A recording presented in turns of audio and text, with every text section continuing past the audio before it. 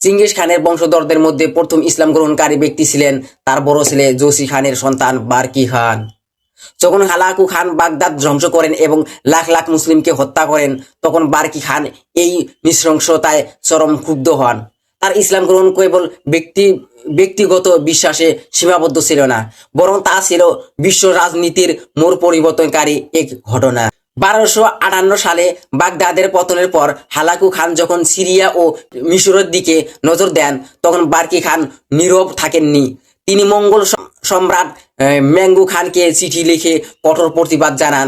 তিনি বলেছিলেন, সে হালাকু মুসলমানদের সমস্ত শহর ধ্বংস করেছে, খলিফাকে হত্যা করেছে। আল্লাহর সাহায্যে আমি তাকে এই রক্তের হিসাব দিতে বাধ্য করব।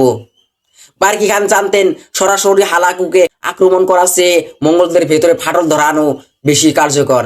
তিনি হালাকুর বিরুদ্ধে রাজনৈতিক এবং সামরিক চাপ সৃষ্টি করেন।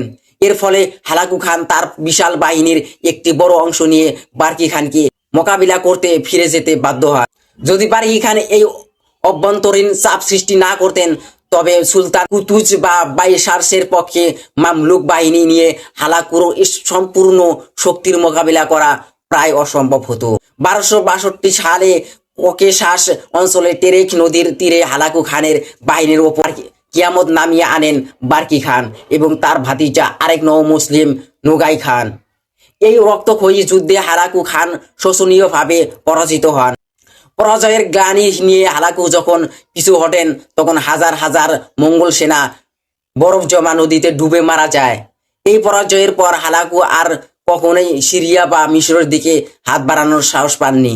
বারকি খান যখন মিশরের সুলতান বাইসার্সের সাথে গভীর কূটনৈতিক সম্পর্ক গড়ে তোলেন, তিনি তার আনুগত্য ও ভ্রাতৃত্বের নিদর্শন স্বরূপ উচ্চপদস্থ প্রতিনিধিদের বাইবার্সের দরবারে পাঠান। এর বিনিময়ে বাইবার্স তাতার মঙ্গল ভূমিতে অসংখ্য আলিম ও ধর্মপ্রচারক পাঠান। এর ফলে গোল্ডেন হোর্ড বা বারকি খানের শাসনাধীন বিশাল তাতার অঞ্চলে ইসলাম দ্রুত ছড়িয়ে পড়ে। বারকি খানকে কত হাজার বছরের অন্যতম প্রতাপশালী নও-মুসলিম বলা হয়, কারণ তিনি হালাকু খানের অজেয় মঙ্গল বাহিনীকে থামিয়ে দিয়েছিলেন। তার কারণে পবিত্র মক্কা ও মদিনা মঙ্গলদের আক্রমণ থেকে রক্ষা পায়। তার মাধ্যমে রাশিয়ার বিশাল অঞ্চলে গোল্ডেন হোর্ড ইসলামের ভিত্তি স্থাপিত হয়।